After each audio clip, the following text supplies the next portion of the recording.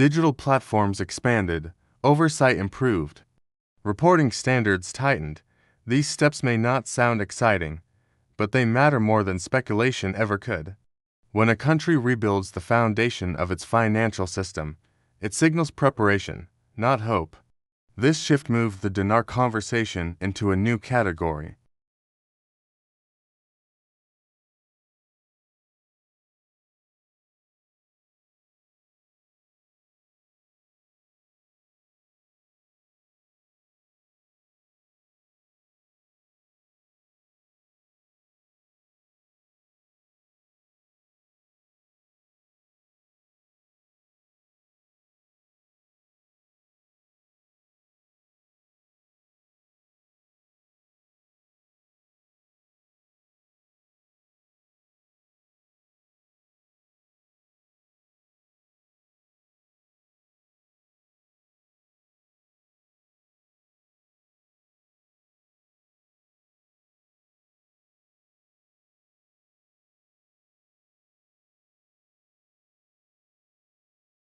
The dong remains a model of consistency, but consistency also means fewer surprises. That contrast is what made 2025 so interesting.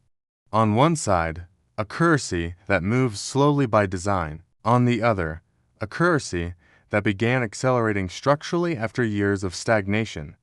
The dinar did not suddenly become strong, but it became more usable, more visible, and more integrated. Those changes tend to come before broader market recognition. One of the clearest signs of this progress was seen in Iraq's banking readiness.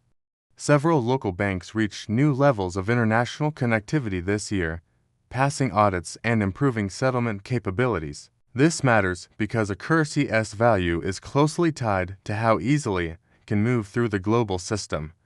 When barriers drop, participation rises. Iraq moved closer to becoming a system that can plug into global finance rather than operate alongside it. Regional positioning also played a role. Iraq continued developing its role as a connector between East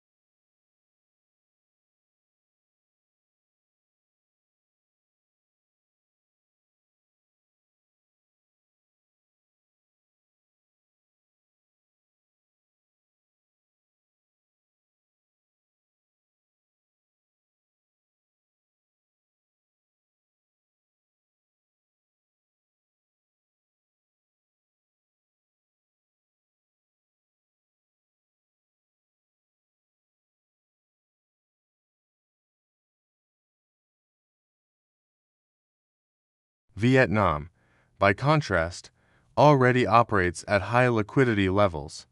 Its currency functions smoothly for trade, but there is limited room for dramatic improvement.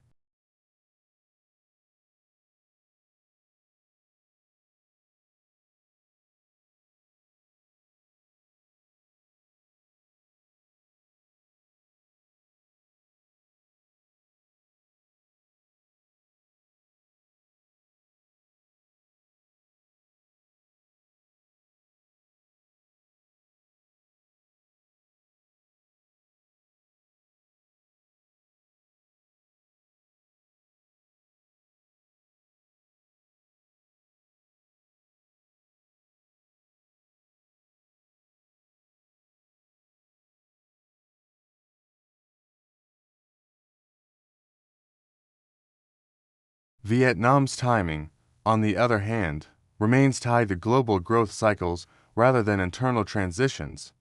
Regulation and security also define the year. Iraq increased focus on compliance and digital security, recognizing that trust can be lost quickly if systems are weak.